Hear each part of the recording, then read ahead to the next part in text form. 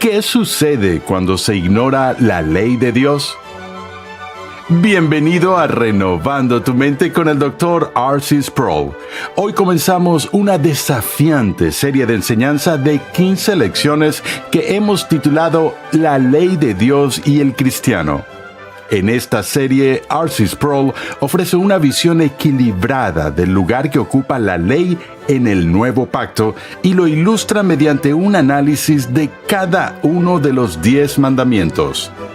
Acompáñame al salón de clases a escuchar una vez más al Dr. R.C. Sproul mientras explica la importancia de la ley de Dios y las consecuencias de ignorarla.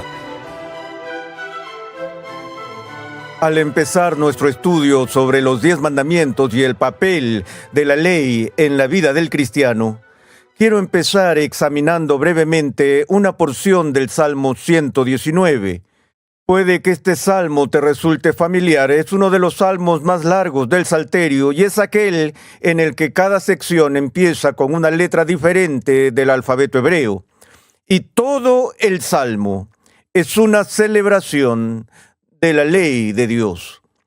Eso puede parecernos completamente arcaico en nuestros días, porque nosotros que vivimos de este lado del Nuevo Testamento, estamos familiarizados con las enseñanzas del Nuevo Testamento, que hemos sido redimidos de la ley, que la ley vino de Moisés y la gracia y la paz vinieron de Jesús, y tenemos una tendencia en nuestros días, y más que una tendencia, es una epidemia, considerar la ley del Antiguo Testamento como algo completamente irrelevante para nuestras vidas.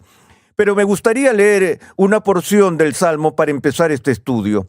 Empezando en el versículo 97, este es el Salmo 119, versículo 97. No hay muchos libros o capítulos en la Biblia que tengan el versículo 97, pero este es uno de ellos. Dice lo siguiente: cuánto amo tu ley, todo el día es ella mi meditación. Tus mandamientos me hacen más sabio que mis enemigos, porque son míos para siempre. Tengo más discernimiento que todos mis maestros, porque tus testimonios son mi meditación. Entiendo más que los ancianos, porque tus preceptos he guardado. De todo mal camino he refrenado mis pies, para guardar tu palabra. No me he desviado de tus ordenanzas, porque tú me has enseñado. Cuán dulces son a mi paladar tus palabras, sí, más que la miel a mi boca.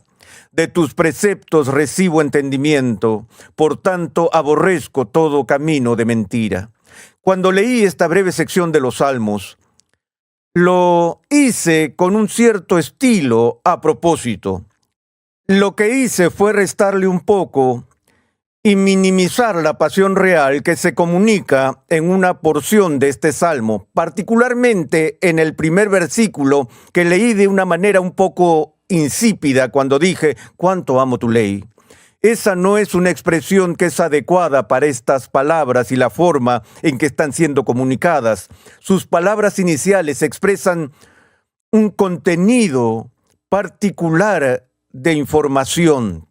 Se usan signos de exclamación, lo que expresa un suspiro, expresa la comunicación de un sentimiento sumamente profundo.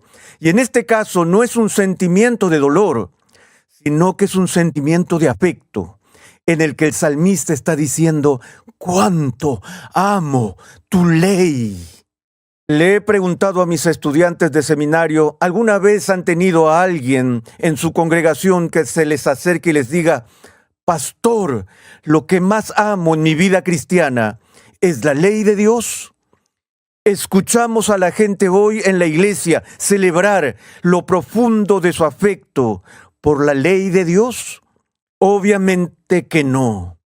Y mi pregunta, no solo hoy, sino para toda esta serie es, ¿por qué no? Hemos llegado a tal punto en nuestra comprensión del cristianismo que la ley de Dios ya no provoca suspiros de gozo en nuestras almas.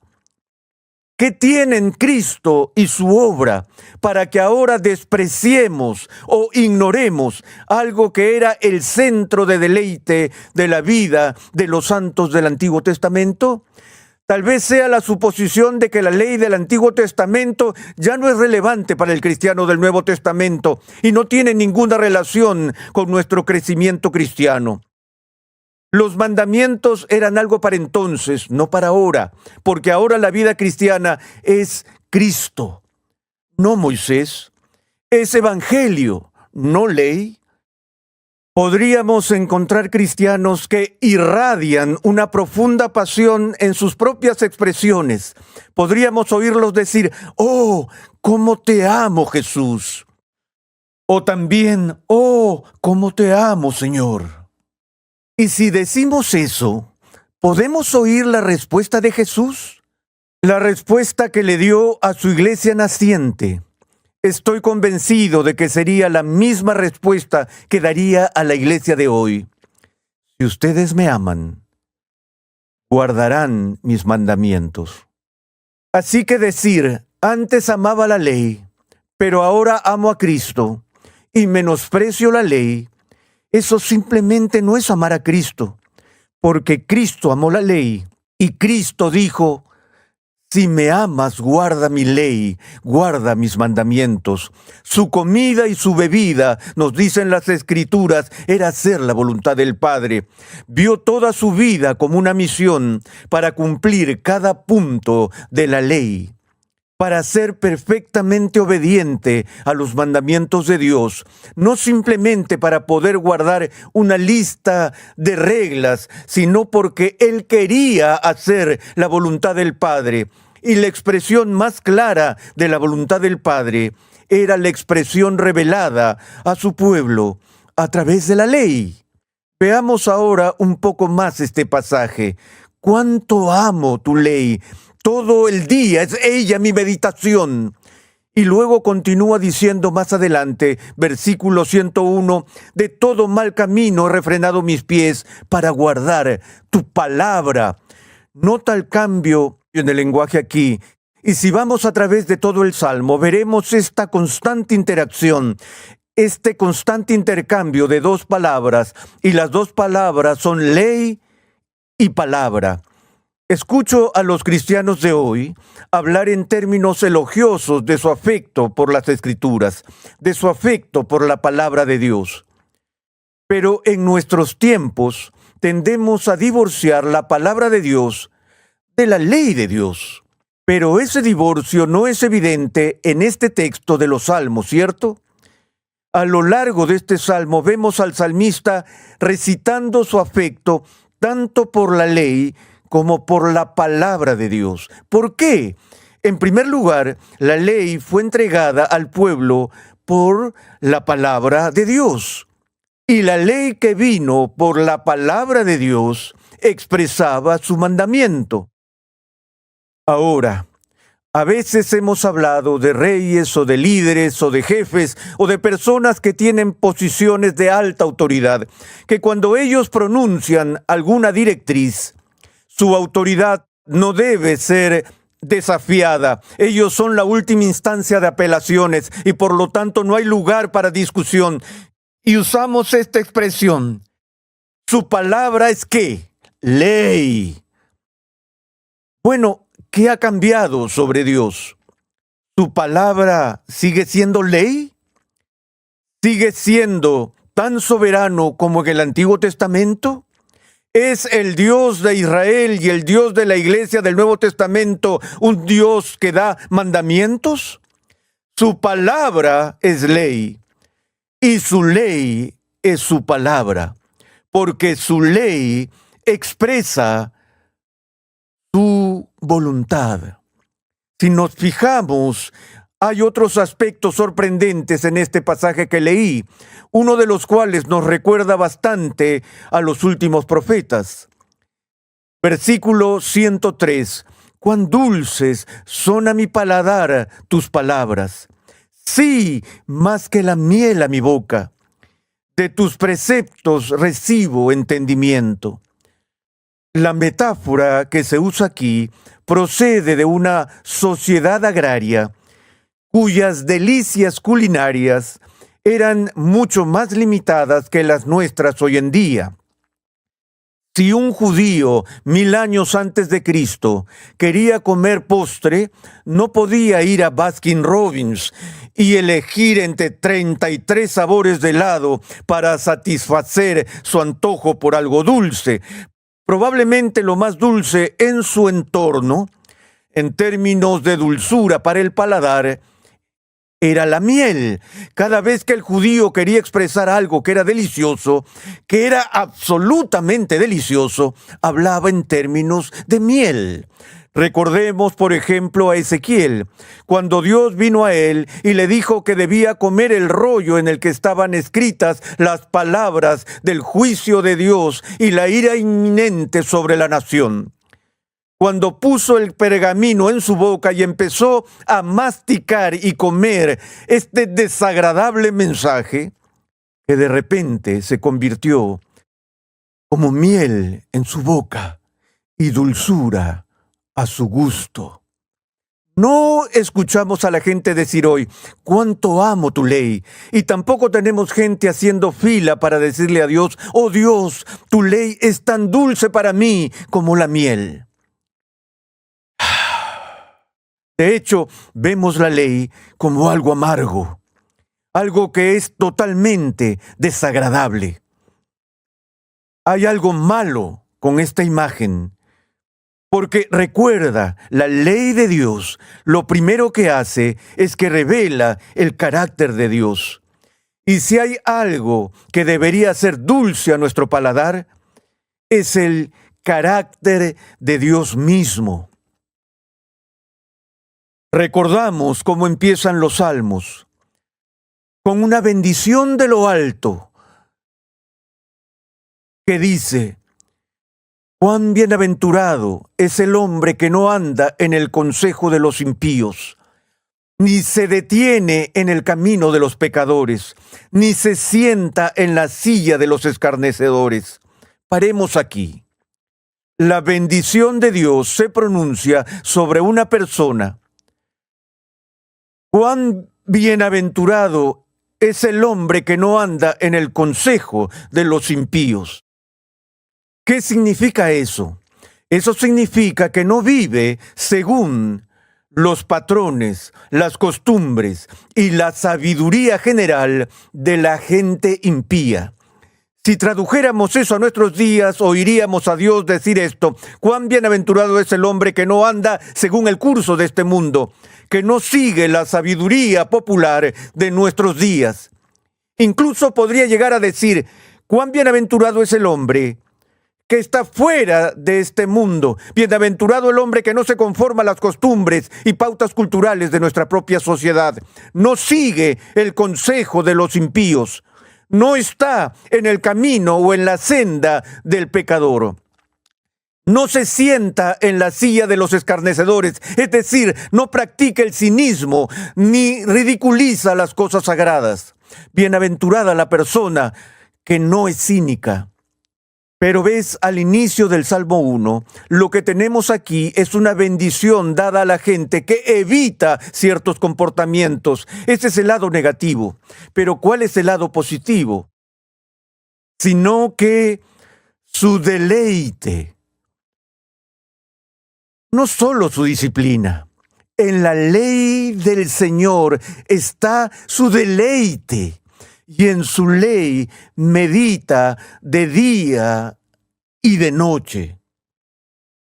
Hoy reescribiríamos el Salmo y diríamos, necio es el hombre que se deleita en la ley del Señor y pierde su tiempo meditando en ella de día y de noche. O podríamos decir que el legalista es el cristiano que se deleita en la ley y pasa más de 5 minutos al año meditando en ella. Pero Dios dijo, bienaventurado el hombre. Y luego, ¿qué sigue diciendo? Será como árbol plantado junto a corrientes de agua, que da su fruto a su tiempo. Ya has oído ese salmo antes. Piensa en esa imagen. Piensa en Palestina. Piensa en el desierto de Judea. Piensa en el retoño seco que sale de la tierra, en ese desierto árido y estéril, donde cualquier vegetación que vive tiene que luchar para sobrevivir ante el sol intenso y la tierra reseca cada hora de cada día. Piensa en Jericó.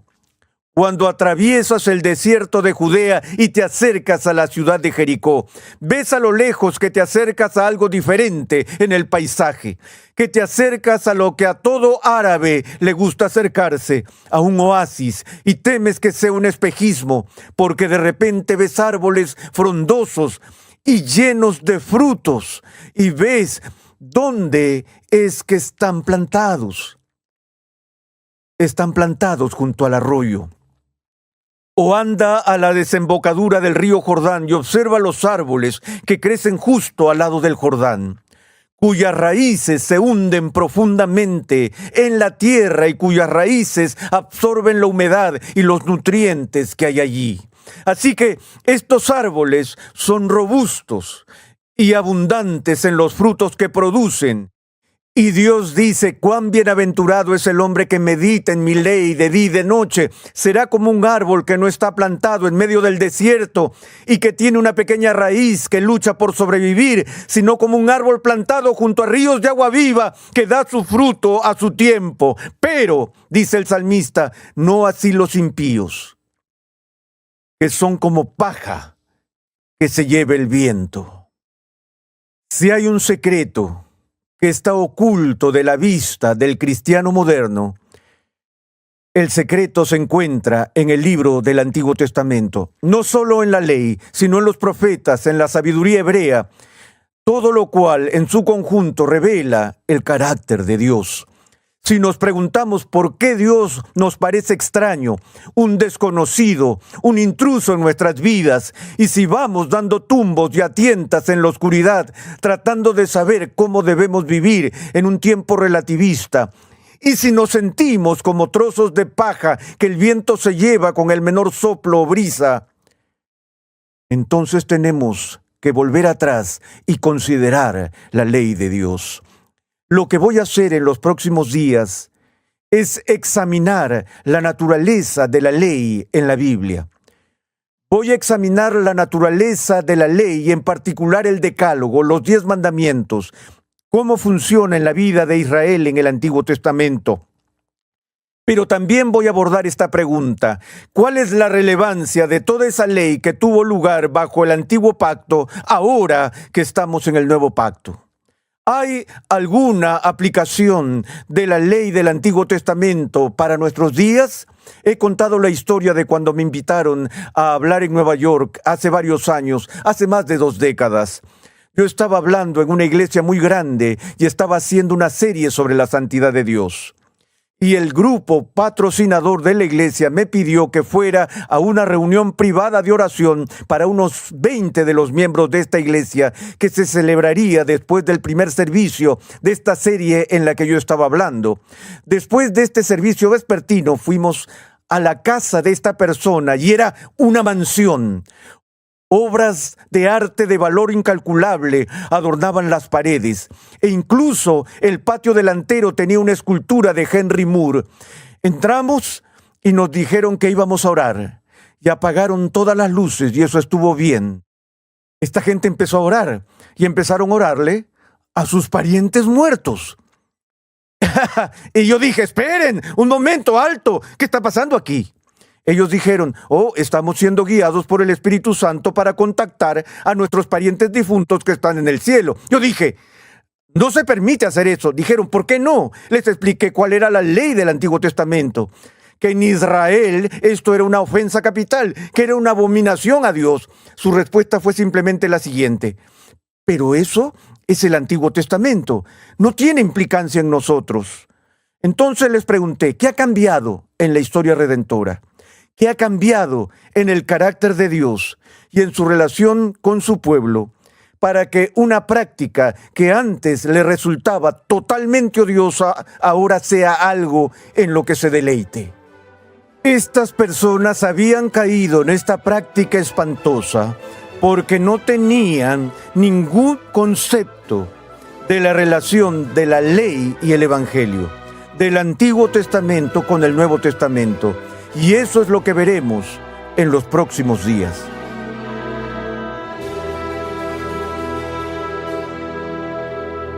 Y esa es una distinción muy importante. A menudo luchamos por entender el papel de la ley de Dios en nuestras vidas y por eso presentamos esta serie del Dr. R.C. Sproul en Renovando tu Mente.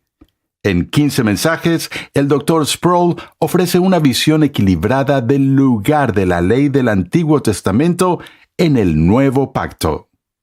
En un momento regresamos con el Dr. Sproul para concluir esta lección, pero antes te invitamos a visitar nuestra página web renovandotumente.org, donde podrás solicitar gratuitamente la guía de estudio de esta nueva serie. Conexión Ligonier permite a cristianos en crecimiento estudiar en línea gracias a una amplia biblioteca de cursos interactivos en video impartidos por el fundador de Ministerios Ligonier, el Dr. R.C. Sproul, y otros destacados pastores, teólogos y expositores cristianos. Cada curso contiene herramientas de estudio para ayudarte a aplicar lo que estás aprendiendo, incluyendo pruebas opcionales, preguntas de discusión, así como también la facilidad de visualizar tu avance en cada paso. Tienes la flexibilidad de tomar todos los cursos que quieras, cuando y donde quieras y al ritmo que más te convenga. Para más información visita conexionligonier.com. El teólogo inglés Thomas Adams dijo una vez: la ley, aunque no tenga poder para condenarnos, tiene poder para mandarnos. Como creyentes no nos salvaremos por obedecer la ley, pero ciertamente ésta tiene autoridad sobre la forma en que vivimos nuestras vidas. Somos responsables de saber lo que hay en la ley de Dios. Ella nos protege y nos muestra lo que Dios requiere o quiere de nosotros. Con esto en mente, aquí está el Dr. Sproul para concluir la lección de hoy. Si nos hubiéramos quedado en el Salmo 119 después de la lectura empezando en el versículo 97 y hubiéramos ido a la siguiente letra del alfabeto hebreo, Nun, en el versículo 105, habríamos encontrado un versículo que creo que todo cristiano conoce. Dice así: lámpara es a mis pies tu palabra y luz para mi camino. He jurado y lo confirmaré, que guardaré tus justas ordenanzas. De nuevo, esta imagen de un camino y de una persona caminando por un camino de noche. Una vez estuve en un lugar donde de noche salían serpientes y estaban por todas partes. Y yo odiaba salir en la oscuridad. Nunca quería poner el pie delante porque nunca sabía cuándo iba a pisar una serpiente. Es aterrador caminar por un sendero peligroso cuando no tienes luz que ilumine tus pies. Y ahí es donde estamos, cuando somos ignorantes de la ley de Dios. Es un pensamiento común hoy en día que debido a que ya no estamos bajo la ley, sino bajo la gracia, no somos responsables de seguir las leyes del Antiguo Testamento. El apóstol Pablo, cuando habla en términos gloriosos de cómo hemos sido redimidos de la maldición de la ley y que ya no estamos bajo la ley, tiene cuidado de advertirnos que no saltemos a la misma conclusión que hacen los antinomianos, es decir, que hemos quitado la ley